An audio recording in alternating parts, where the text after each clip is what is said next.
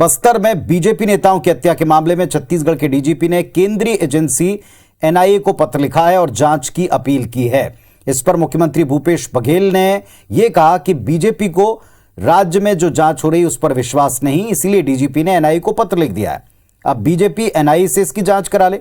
NIA को पत्र मामले पर पूर्व सीएम रमन सिंह ने कहा कि अपना पल्ला झाड़ने एनआईए को पत्र लिख रहे हैं। सीएम का अचानक एनआईए के प्रति मोह जागृत हुआ है। जनप्रतिनिधियों की सुरक्षा वापस ली जा रही है, इससे सीएम का दोहरा चरित्र सामने आया है। वहीं पीसीसी चीफ मोहन मरकाम ने इस पर कहा कि हम भी चाहते हैं कि दोषियों पर कार्रवाई हो। इस पूरे मामले पर पूर्व मंत्री राजेश मूणत ने कहा है कि पहले कांग्रेस एनआईए की जांच पर प्रश्न चिन्ह लगाती थी। उन्होंने चुनौती दी कि यदि कांग्रेस को झीरम घाटी में शहीद नेताओं के प्रति श्रद्धा है तो झीरम घाटी से जुड़े दस्तावेज सार्वजनिक करें। उधर बस्तर में बीजेपी नेताओं की हत्या को लेकर प्रदेश में छत्तीसगढ़ भर में चक्का जाम की तैयारी विपक्ष कर रहा है। बस्तर में आज आईजी दफ्तर घेरने की तैयारी भी की गई।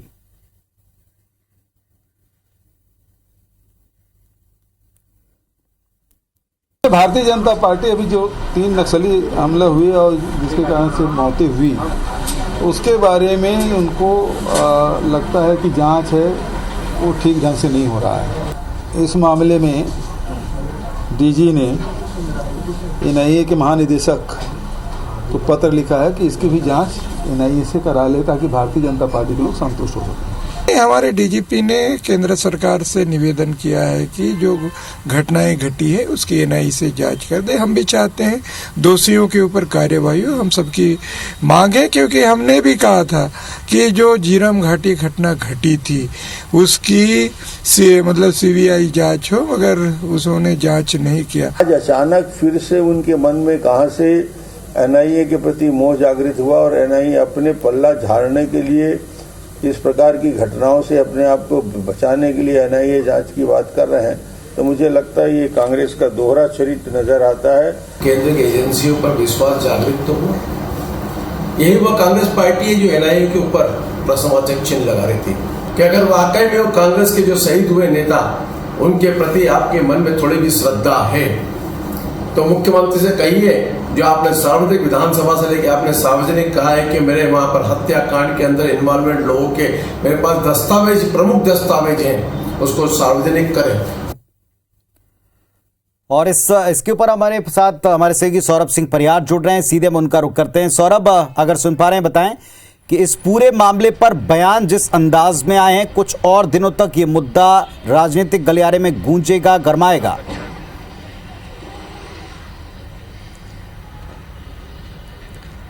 बिल्कुल ठीक कहा पुनीत आपने कि ये मुद्दा जो है आने वाले चुनाव में भी जो है सुनाई पड़ेगा कि जिस तरीके से एनआईए को लेकर हमेशा से छत्तीसगढ़ में राजनीति होती रही है। जब से झीरम कांड हुआ है उसके बाद से एनआईए को लेकर भाजपा और कांग्रेस जो है कहीं ना कहीं एक दूसरे पर आरोप प्रत्यारोप लगाते रहे हैं। और जिस तरीके से छत्तीसगढ़ पुलिस ने डीजीपी ने एनआईए के डीजी को पत्र लिख दिया है कि जो बस्तर में जनप्रतिनिधियों की हत्या हो रही है, खासकर भाजपा नेताओं की हत्या हो रही है, उसकी जांच जो है एनआईए करे। क्योंकि इससे पहले आपको मालूम है कि भाजपा बार बार सवाल उठा रही थी कि छत्तीसगढ़ में जो कांग्रेस की सरकार है वो जनप्रतिनिधियों को सुरक्षा नहीं दे पा रही है। तो ऐसे में एक बड़ा दांव कहा जा सकता है कि राज्य सरकार की ओर से ये खेला गया है कि अब एनआईए ही जांच करेगा। और आपने सुना मुख्यमंत्री भूपेश बघेल को और पूर्व मुख्यमंत्री डॉक्टर रमन सिंह दोनों का स्पष्ट तौर पर कहना है कि वो अगर एनआईए जांच करती तो वहीं पर रमन सिंह कह रहे हैं कि राज्य सरकार पल्ला झाड़ रही इस पूरे मामले पर।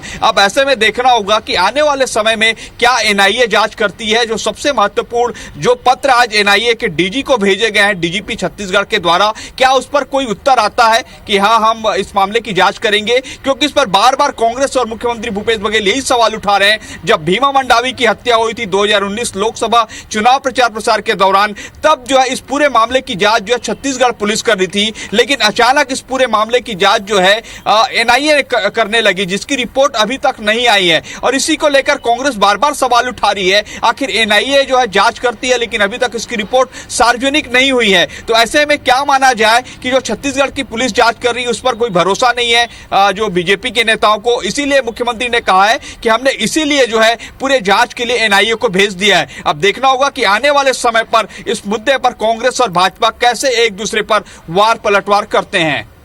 चलिए, ये बड़ी बात है कि क्या एनआईए इस जांच के मांग पत्र को स्वीकार करती है, और तब तक इसी तरह से राजनीतिक बयान आएंगे, ये फिक्स दिखाई पड़ रहा है, ये तय दिखाई पड़ रहा है। बहुत शुक्रिया सौरभ आपका इस जानकारी के लिए।